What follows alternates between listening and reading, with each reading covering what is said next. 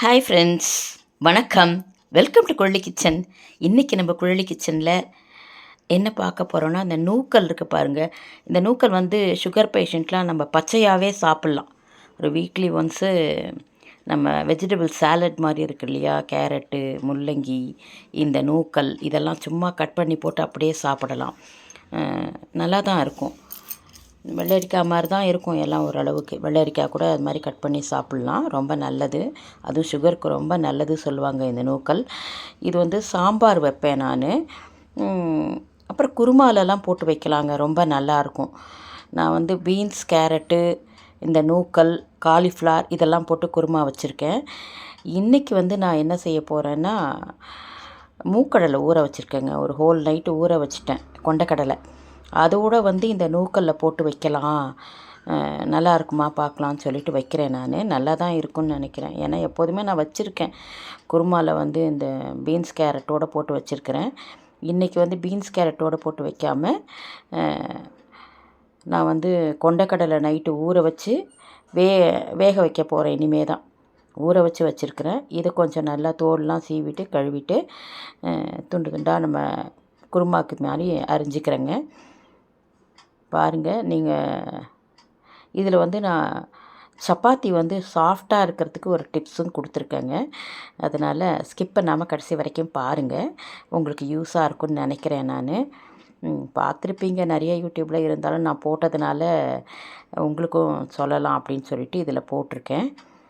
இதில் வந்து நூக்கல், கொண்டக்கடலை போட்டு ஒரு குருமா தாங்க வச்சுருக்கேன். ஆனால் ரொம்ப நல்லாயிருக்கும் இந்த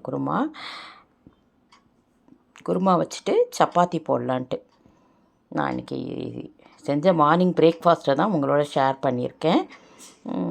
பாருங்கள், இப்போ இதுவும் ரொம்ப நல்லா இருந்துச்சு சாப்பிட்றதுக்கு. சாப்பாட்டில் போட்டு சாப்பிடக்கூட நல்லா இருந்துச்சு. இப்போ இந்த தக்காளி 2 எடுத்து வச்சுருந்தேன், அதையும் அரிஞ்சிக்கிட்டேன். இப்போ வந்து நம்ம குக்கரில் வந்து நான் அந்த ஊற வச்சுருந்தேன் இல்லைங்களா, ஒரு நைட்டு ஃபுல்லாகவே ஊற வச்சுருந்தேன் இந்த கொண்டக்கடலை, அதை போட்டுக்கிறேன் நான். பாருங்கள், அது நல்லா கழுவிட்டு அந்த கொண்டக்கடலையை போட்டுட்டு இந்த நூக்கல் அரிஞ்சு வச்சுருக்கேன் இல்லைங்களா, அதையும் இதிலையே போட்டுக்கலாம், நம்ம குக்கர்லேயே போட்டுக்கலாம். பாருங்கள், அது நல்லா ஊற வச்சுருந்தேன். இந்த நூக்கல்லையும் அதிலே போட்டுக்கிட்டு இந்த தக்காளி கூட நான் அதிலே போட்டுக்கிறேன். நல்லா குழஞ்சி வெந்து நல்லாயிருக்கும் டேஸ்ட்டு. அதனால் இதை போட்டுக்கிட்டேன். இதில் இப்போ தண்ணி ஊற்றிட்டு நம்ம நல்லா வேக வச்சுக்கலாம். ஒரு 3 விசில் கொடுத்தோம்னா நல்லா எல்லாமே நல்லா வெந்துடும். நூக்கல், இந்த சுண்டல், இந்த தக்காளி நல்லா குழஞ்சிரும், எல்லாமே நல்லாவே வெந்துடும். அதனால் மூடி வச்சு ஒரு 3 விசில் விட்டுக்கலாம். குக்கர் வச்சுக்கிட்டேங்க. இப்போ வந்து இந்த குருமாவில் தாளிக்கிறதுக்காக தாளிக்கிறேன். இப்போ எண்ணெய் ஊற்றிட்டு அது 3 விசில் விட்டு இறக்கி வச்சுட்டேங்க. கடாயில் எண்ணெய் போட்டுட்டு சின்ன வெங்காயம் நிறையா உரித்து வச்சுருந்தேங்க. அதனால் இது வந்து ஏலக்காய் 2, பட்டை, ஏலக்காய் 2, பட்டை, கிராம்பு ஒரு 4 கிராம்பும் போட்டுக்கிட்டேன். போட்டு அது வந்து அரைக்கிறதுக்கு வறுத்து எடுத்துக்கிறேங்க. என்கிட்ட கரம் மசாலா பொடி இல்லை, இதுக்கப்புறம் தான் நான் அரைச்சேன். அதுவும் நான் வந்து உங்களோட ஷேர் பண்ணலான்னு வீடியோ எடுத்து வச்சுருக்கிறேன், போடுறேன். இது கரம் மசாலா பொடி இல்லாததுனால இதுவும் ஃப்ரெஷ்ஷாக நல்லாயிருக்கும். ஏலக்காய், பட்டை ஒரு 2-3 துண்டு, 4-5 கிராம்பு போட்டிருக்கேன். அதை எடுத்து மிக்சியில் போட்டுக்கிட்டேங்க, மிக்சி ஜாரில். பாருங்கள், இன்னும் இந்த மிக்சி ஜாரில் என்னென்ன போட்டு அரைச்சி வச்சுக்கலாம் இந்த குருமாக்கு அப்படின்னு சொல்லிட்டு பார்க்கலாம். இப்போ இந்த எண்ணெயில் கடுகு, கொஞ்சம் பெருஞ்சீரகம் போட்டு தாளிச்சிக்கலாம். ஜீரகமும் கொஞ்சம் போட்டுக்கிறேன். பெருஞ்சீரகம், ஜீரகம், கடுகு போட்டு தாளிச்சிக்கிட்டேன். பாருங்கள், அது நல்லா பொரியட்டுன்னு கொஞ்சம் வெங்காயம், பூண்டு எடுத்து வச்சுருந்தேன், பூண்டும் போட்டுக்கலாம். பூண்டு போட்டு நல்லா வதக்கினதுக்கு அப்புறமா அப்படியே அந்த வெங்காயமும் போட்டுக்கலாம் அப்படின்ட்டு 2மே தான் அரிஞ்சு வச்சுருந்தேன். நல்லா வதக்கிக்கலாம். இது பூண்டு வெங்காயம் ரெண்டும் போட்டு நல்லா சுருள வதக்கிக்கலாம்.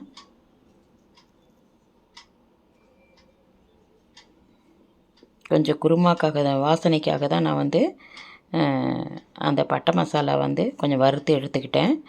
இதில் வந்து கடுகு சோம்பு ஜீரகம் போட்டு தாளிச்சுக்கிட்டேன். தாளிச்சிட்டு பூண்டும் வெங்காயமும் போட்டேன். அந்த எண்ணெய் ரொம்ப கம்மியாக இருந்துச்சு, அதனால தான் எண்ணெய் கொஞ்சம் ஊற்றிக்கிட்டேன். ஊற்றி இது நல்லா வதக்கினோடனே பாருங்கள், இதிலேயே கொஞ்சம் காரத்துக்கெலாம் நம்ம சேர்த்துக்கலாம். வதங்கிருச்சு ஓரளவுக்கு, வெங்காயம் நல்லா வதங்கிருச்சு.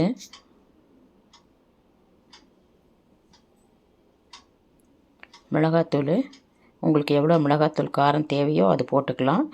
நான் ஒரு 1.5 டீஸ்பூன் தான், ஏன்னா குருமாவுக்கு ரொம்ப தேவையில்லை காரம். நம்ம சப்பாத்திக்கு தான் நம்ம சாப்பிட போகிறோம். கொஞ்சம் காரம் கம்மியாக இருந்தாலே நல்லாயிருக்கும். இது வந்து தனியாத்தூள் ஒரு 1.5 டீஸ்பூன் மிளகாத்தூளும் 2 டீஸ்பூன் தனியாத்தூளும் போட்டுக்கிட்டேன். நல்லா இந்த எண்ணெயிலே கொஞ்சம் வறுத்துக்கிட்டால் சீக்கிரமாக அந்த ராஸ்மல் இருக்காது. நல்லா இந்த எண்ணெயிலே கொஞ்சம் வதக்கிட்டு இப்போ நம்ம வந்து வேக வச்சுருக்கிறத அப்படியே எடுத்து ஊற்றிக்கலாம். நம்ம அந்த குக்கரில் 3 விசில் விட்டு எடுத்து வச்சுருக்கேன் பாருங்கள், நல்லா வெந்துருச்சு. அது அப்படியே எடுத்து ஊற்றிக்கலாம். நம்ம நல்லா கொண்டக்கடலை அந்த நூக்கல் எல்லாமே நல்லாவே வெந்துருச்சு பாருங்கள். நல்லா அமுக்குனாலே நல்லா வெந்துருச்சு, ரெண்டுமே நல்லா வெந்துருச்சு. இப்போ இதுக்கு வந்து திக்னஸ்க்காகவும் கொஞ்சம் ருசிக்காகவும் நம்ம மிக்சியில் என்னென்ன அரைச்சி போடலாம். இதில் போட்டால் டேஸ்ட்டாக இருக்கலாம் பாருங்கள். நம்ம எப்போதுமே தேங்காய் சோம்பு ஆஸ் யூஷுவல் அது 2 ஒண்டி நம்ம அரைச்சி போடுவோம் எப்போதும். இப்போ வந்து நான் வந்து இது கூட என்னென்ன சேர்த்துக்கலான்னா உங்கள்கிட்ட காமிச்சிட்டே அரைக்கிறேன் நான். இது வந்து கொஞ்சம் கொதிக்கட்டும், எடுத்து வச்சுக்கிறேன். இப்போ உப்பு திட்டமாக உப்பு போட்டுக்கிறேன். உப்பு போட்டு அது கொஞ்சம் கொதிச்சுக்கிட்டுக்கிட்டோம்.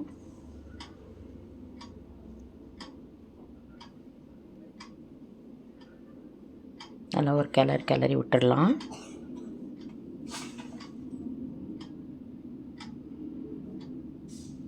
நல்லா இருக்குங்க இது சாப்பிட்றதுக்கு. சென்னா வந்து வேறு மாடல்லையும் செய்யலாம். இன்றைக்கி வந்து நான் இந்த மாதிரி செஞ்சேன். நல்லா வெங்காயம் தக்காளிலாம் போட்டு வதக்கி அரைச்சி தொக்கு மாதிரி போட்டு அதுவும் செய்யலாம். இது இஞ்சி பூண்டு பேஸ்ட்டுங்க, இஞ்சி பூண்டு பேஸ்ட்டு கொஞ்சம் போட்டுக்கிட்டேன். இது ஃபஸ்ட்டே போட்டிருக்கணும், வெங்காயத்தோடையே போட்டு கூட நம்ம வதக்கிடலாம். நான் மறந்துட்டேன், அதனால் இப்போ போட்டுக்கிட்டேன். ஒன்றும் இல்லை, நல்லா கொதிச்சிடும், பச்சை வாசனையெல்லாம் போயிடும்.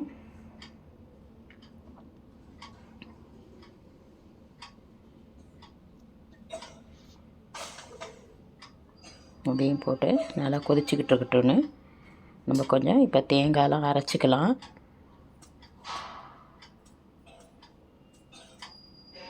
பாருங்கள், இதுக்கு என்னென்ன போட போகிறேன்னா தேங்காய் இருக்குது, தேங்காய் போட்டுக்கலாம். இந்த பட்டை மசாலா போட்டிருந்தேன் இல்லைங்களா, அது கூட இந்த தேங்காய் போட்டுக்கலாம். அதுக்கப்புறம் கொஞ்சம் முந்திரி பருப்பு எடுத்து வச்சுருந்தேங்க, ஒரு 2 பச்சை மிளகா,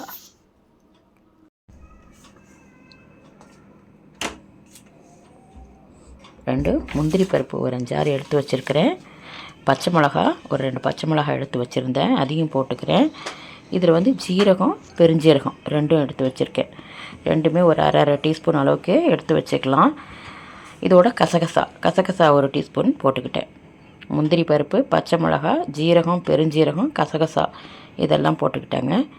இதை போட்டு நல்லா நைஸாக அரைச்சிக்க வேண்டியதான். ஃபஸ்ட்டு கொஞ்சம் தண்ணி ஊற்றாமல் பல்ஸ் கொடுத்துட்டு, இது கொஞ்சம் தான் ஊற்றிருக்கேன், அது ஒரு பல்ஸ் கொடுத்துட்டு அதுக்கப்புறமா கொஞ்சம் தண்ணி ஊற்றினோம்னா கொஞ்சம் நல்லா நைஸாக மஞ்சிரும். இப்போ அரைச்சதை அதில் ஊற்றிட வேண்டியதாங்க. நல்லா இப்போ மிளகாத்தூள் போட்டது எல்லாமே அந்த ராஸ்மல் போயிருக்கும். இந்நேரம் இதை ஊற்றிட்டு கொஞ்சம் ஒரு 2-3 கொதி வந்தால் போதும். தேங்காய் ஊற்றிட்டு ரொம்ப கொதிக்க வேணாம், சிம்மில் வச்சுட்டு கொஞ்சம் ஓரளவுக்கு கொதிச்சா போதும். நல்லா கொஞ்சம் இந்த மிக்ஸி ஜாரையும் கழுவி ஊற்றிக்கலாம். திக்காக தான் இருக்குது. இப்போ இதில் கருவேப்பிலை கொத்தமல்லி போட்டு இறக்கிற வேண்டியதாங்க. இந்த குருமா நல்லா டேஸ்டியாகவே இருக்கும். நல்லா இந்த நம்ம கொஞ்சம் ஒரு 10 முந்திரி பருப்பு, இந்த கசகசா, பெருஞ்சீரகம் இதெல்லாம் போட்டிருக்கோம். ஜீரகம்லாம் நல்லா வாசனையாகவே இருக்கும். நல்லா திக்காக இருக்கும். அந்த இது டேஸ்டியாகவும் இருக்குங்க. நல்லா ருசி கொடுக்கும். செஞ்சு பாருங்கள், ரொம்ப நல்லாயிருக்கும். இந்த மாதிரி ஒரு சென்னா நூக்கல் குருமாவும் ரொம்ப நல்லா அருமையாக இருக்கும்.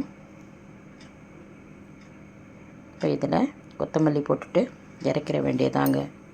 இப்போ குருமா ரெடி ஆயிடுச்சு. இப்போ வந்து நம்ம சப்பாத்தி மாவு பிசைஞ்சு வச்சுட்டேங்க. இப்போ இந்த சப்பாத்தி எப்படி சாஃப்டாக இருக்கணும் அப்படின்றதுக்காக இந்த கிண்ணத்தில் என்ன எடுத்து வச்சுருக்கேன்னா கார்ன்ஃப்ளவர் எடுத்து வச்சுருக்கேங்க. இந்த கார்ன்ஃப்ளவரில் நீங்கள் எண்ணெய் கூட ஊற்றிக்கலாம், இல்லை நெய் வந்து கொஞ்சம் உருகட்டும்னு வச்சுருக்கேன் நான். நெய் ஊற்றிக்கலாம், இல்லை பட்டர் கூட உருக்கி போட்டுக்கலாம். எது வேணாலும் போட்டு நல்லா பேஸ்ட்டு மாதிரி கலக்கிக்கணுங்க. அதில் எண்ணெயோ நெய்யோ பட்டரோ எது வேணாலும் போட்டுக்கலாம். போட்டு இந்த கார்ன்ஃப்ளவரில் நல்லா கலக்கிட்டு அது ஒரு பேஸ்ட்டு மாதிரி ஆக்கி வச்சுக்கிட்டு நம்ம சப்பாத்தி போடுறோம் இல்லைங்களா. இப்போ நான் வந்து நெய் போட்டுக்கிட்டேன் இன்றைக்கி. நீங்கள் எது வேணாலும் போட்டுக்கலாம். அதெல்லாம் வந்து இதான் போடணும்னு இல்லை. எண்ணெய் போட்டுக்கலாம், இல்லை நெய் போட்டுக்கலாம், இல்லை பட்டர் போட்டுக்கலாம். போட்டு இந்த கார்ன்ஃப்ளவர் மாவை நல்லா பேஸ்ட்டு மாதிரி கலக்கிக்கோங்க.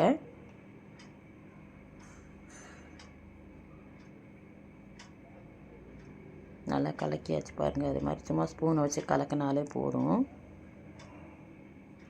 நம்ம சமையல் எண்ணெய் கூட ஊற்றி கலக்கிக்கலாம். நல்லாயிருக்கும். எது ஊற்றினாலும் பரவாயில்லை. நல்லா இது வந்து நல்லா ஃப்ளஃபியாக சாஃப்டாக வர்றதுக்காக தான் இது. இதுவும் ஒரு சின்ன டிப் தான். செஞ்சு பாருங்கள். எனக்கு ஆனால் பூரி மாதிரியே வந்துச்சு. நல்லா சப்பாத்தி வந்து நல்லா உப்பி வரும் பூரி மாதிரி. இது மாதிரி தடவிட்டு செஞ்சோம்னா சாதாரணமாகவே அப்படி நீங்கள் இது கலக்கலைன்னா கூட பரவாயில்லை. சாதாரணமாகவே நம்ம எண்ணெய் வந்து சப்பாத்தி மேலே போட்டுட்டு அது மேலே நம்ம எந்த மாவு நம்ம சப்பாத்தி போடுறதுக்கு வச்சுருப்போம் இல்லையா, சப்பாத்தி திரட்டுறதுக்கு மைதா மாவோ இல்லை கோதுமை மாவோ அந்த மாவே கொஞ்சம் ஸ்ப்ரெட் பண்ணிவிட்டு மடிச்சுட்டு திரும்பி போட்டால் கூட சாஃப்டாக வரும். அதே மாதிரி தான் இதுவும் ஒரு மெத்தடு தான். நீங்கள் சாதாரணமாக எண்ணெய் கொஞ்சம் தடவிட்டு மாவு ஸ்ப்ரெட் பண்ணி திரும்பி சுருட்டி திரும்பி போடலாம். நல்லா சாஃப்டாக இருக்கும். அது வந்து ஹார்டாகவே ஆகாது. ஆறுனா கூட ஹார்டாக ஆகாது. நல்லா சாஃப்டாகவே இருக்கும். நல்லா பேப்பர் மாதிரி மடிக்க வரும். நம்ம ஒரு விரலாலே பிச்சு சாப்பிட்லாம். அது மாதிரி இருக்கும். ஹார்டாகிறதுக்கு சான்ஸ் இல்லை. இந்த மாதிரி போட்டு பாருங்கள். நான் வந்து இன்றைக்கி இந்த சப்பாத்தி போட்டுட்டு இந்த பேஸ்ட் மாதிரி வச்சுருக்கு இல்லைங்க, அதை வந்து சப்பாத்தியில் தடவிட்டு மடித்து திரும்பி போட்டு எடுக்க வேண்டியதாங்க. நல்லா செம்ம சாஃப்டாக இருந்துச்சு சப்பாத்தி. சரி, அதான் உங்களோடையும் ஷேர் பண்ணிக்கலாம் அதை அப்படின்னு சொல்லிட்டு தான் நான் இதை வீடியோ போட்டிருக்கேன். பாருங்கள், நீங்களும் செஞ்சு பாருங்கள். நீங்கள் இந்த கார்ன்ஃப்ளவர் செய்யலைன்னா கூட பரவாயில்லை. சும்மா எண்ணெய் கூட எந்த எண்ணெய் யூஸ் பண்ணுறீங்களோ அதை தடவிட்டு இந்த மாவை ஸ்ப்ரெட் பண்ணிவிட்டு மடித்து போட்டிங்கன்னா கூட நல்லா பஃப்னு வரும். இதுவும் ஒரு மெத்தடு. இந்த கார்ன்ஃப்ளவரில் எண்ணெயோ நெய்யோ பட்டரோ அதை கலந்துக்கிட்டு அதை தடவி இதே மாதிரி மடித்து போட்டோம்னு வச்சுக்கோங்க. மடித்து போட்டாலே ஃபஸ்ட்டு சாஃப்டாகிடும் சப்பாத்தி. இது தடவிட்டு மடித்து போட்டால் இன்னும் நல்லா சாஃப்டாகவே ஆகிடும். செஞ்சு பாருங்கள் ஃப்ரெண்ட்ஸ். கண்டிப்பாக உங்களுக்கு இந்த வீடியோ பிடிச்சிருந்துச்சுன்னா உங்களுடைய கமெண்ட் பாக்ஸில் போஸ்ட் பண்ணுங்கள். முக்கியமாக எல்லோரும் லைக் பண்ணிவிட்டு பாருங்கள் ஃப்ரெண்ட்ஸ். உங்களுடைய லைக்கு தான் என்னுடைய பூஸ்டர். நீங்கள் லைக் பண்ணிவிட்டு பார்த்தீங்கன்னா தான் யூடியூப் அல்கோரிதமும் எல்லாருக்கும் ரெக்கமெண்ட் பண்ணும். எல்லோரும் பார்க்குறீங்க, ஆனால் லைக்கே பண்ண மாட்டேங்கிறீங்க. லைக் பண்ணாமல் பார்க்குறீங்க. லைக் பண்ணிவிட்டு அதுக்கு பாருங்கள் ஃப்ரெண்ட்ஸ். இதே மாதிரி சப்பாத்தி போட்டு பாருங்கள். ரொம்ப சாஃப்டாக இருக்குது. அவ்வளோ நல்லா இருக்குது. நல்லா அந்த நெய் போட்டிருக்கிறதுனால மணமாகவும் இருக்கும். சப்பாத்தி சூப்பராக இருக்கும். உங்களுக்கு சுகர்லாம் இல்லை, நார்மலாக இருக்கிறீங்கன்னா நீங்கள் மாவு பிசையும் போது ஒரு ஸ்பூன் சர்க்கரை போட்டுட்டு பிசைஞ்சிங்கன்னா கூட ரொம்ப நல்லாயிருக்கும். ஆனால் நான் போடுறதில்ல. சுகர் இல்லைன்னா போட்டுக்கலாம், இல்லைன்னா சும்மா பிசைஞ்சிட்டு உப்பு போட்டு பிசைஞ்சிட்டு இதே மாதிரி செஞ்சுக்கலாம். ரொம்ப சாஃப்டாக இருக்கும். இந்த மாதிரி பாருங்கள், தடவி போடும்போது நம்ம திருப்பி போடும்போது பார்த்திங்கன்னா அப்படியே பஃப்னு உப்பி வரும். அவ்வளோ நல்லாயிருக்கும். பாருங்களேன், சாஃப்டாகவும் இருக்கும். இது மாதிரி உப்பி உப்பி வரும் சப்பாத்தி. நமக்கே பார்க்கறதுக்கு ஆசையாக இருக்கும். ஃபுல்கா மாதிரி. ஃபுல்கா வந்து ஸ்டவ்வில் போட்டு எடுப்பாங்க இல்லையா, ஒரு சைடு தோசைக்கல்லில் போட்டு ஸ்டவ்வில் போட்டோம்னா நமக்கு எண்ணெய் இல்லாத ஃபுல்கா உப்பி வரும். இதுவும் சூப்பராக இருக்கும். நல்லதை உண்போம், நலமுடன் வாழ்வோம். நம் சுவை நம் கையில். ஒன்று ஒன்றா நம்ம சமைக்க நம்ம ஏதாவது ஒரு ஐடியா தோணிக்கிட்டே இருக்கும் இல்லைங்களா, அந்த மாதிரி செஞ்சு சாப்பிட வேண்டியதுதான். அதனால தான் ஒருத்தங்களுக்கு ஒரு கைப்பக்குவம்னு சொல்லுவாங்க. நம்ம சமைக்க நமக்கே தெரியும் இது மாற்றி செஞ்சால் எப்படி இருக்குன்னு பார்க்கலான்னு. அந்த மாதிரி தான் இது ஒன்றும் பாருங்கள். மடிச்சுட்டு அப்படியே போட்டுக்க வேண்டியதான். ரொம்ப அருமையாக இருந்துச்சு சப்பாத்தி குருமா இன்றைக்கி. உங்கள் வீட்டிலே சப்பாத்தி குருமாலாம் ஒரு டிஃப்ரெண்ட்டாக செய்வோம். ஒரே டேஸ்ட்டில் இருந்தால் போர் அடிச்சிடும் இல்லைங்களா, அதனால தான் கொஞ்சம் மாற்றி செஞ்சு சாப்பிட்றது. ஒரு நாளைக்கு தால் செய்கிறது, ஒரு நாளைக்கு தக்காளி தொக்கு செய்யலாம், ஒரு நாளைக்கு இது மாதிரி குருமா வச்சு செய்யலாம், ஒரு நாளைக்கு சிக்கன் குழம்பு, ஒரு நாளைக்கு மட்டன் குழம்பு. அது மாதிரி வச்சு சாப்பிட்டோம்னா எல்லாம் வீட்டில் கொஞ்சம் டிஃப்ரெண்ட் டேஸ்ட் வரும்போது இன்னும் 2 கூட சாப்பிடுவாங்க. அதுக்காக தானுங்களே நம்ம சம்பாதிக்கிறதே சாப்பிட்றதுக்கு தானுங்களே. அதனால் நம்ம இது போல் செஞ்சு சாப்பிடுவோம். கண்டிப்பாக உங்களுக்கு இந்த வீடியோ பிடிச்சிருக்கும் அப்படின்னு சொல்லிட்டு நம்புகிறேன். இது போல் ஒரு அழகான வீடியோவில் மீண்டும் நாம் சந்திக்கலாம் நண்பர்களே. பாருங்கள் எவ்வளோ அழகாக உப்புது.